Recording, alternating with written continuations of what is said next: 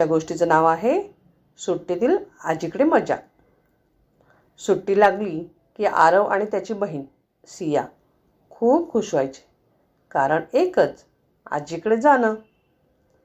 शहराच्या गोंगाटापासून दूर आजीचं छोटंसं गाव, हिरवगार शेते, मोकळी हवा आणि शांत वातावरण. पहिल्याच दिवशी आजी म्हणाली, या बाळांनो, आधी गरम गरम पोळी भाजी आणि साखर तूप खा.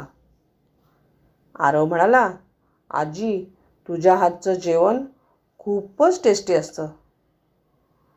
दिवसभर दोघंही मोकळ्या अंगणात खेळायचे, झाडावर चढायचे, आंबे तोडायचे आणि सायकल चालवायचे. संध्याकाळी आजी त्यांना जुन्या गोष्टी सांगायची, तिच्या लहानपणीच्या, गावच्या आणि शिकवण देणाऱ्या. एक दिवस सिया म्हणाली, आजी, इथे मोबाईल नाही, टी व्ही नाही, पण तरी खूप मजा येते. आजी हसून म्हणाली, खरी मजा माणसांमध्ये आणि निसर्गात असते बाळा. सुट्टी संपत आली तसंच दोघांचे डोळे पाणावले.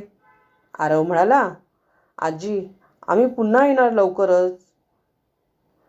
आजीने प्रेमाने मिठी मारली, मी वाट पाहीन बाळांनो. यातून काय शिकलो आपण?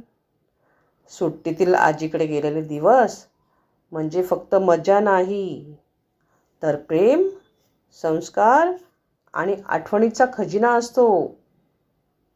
पुन्हा भेटू.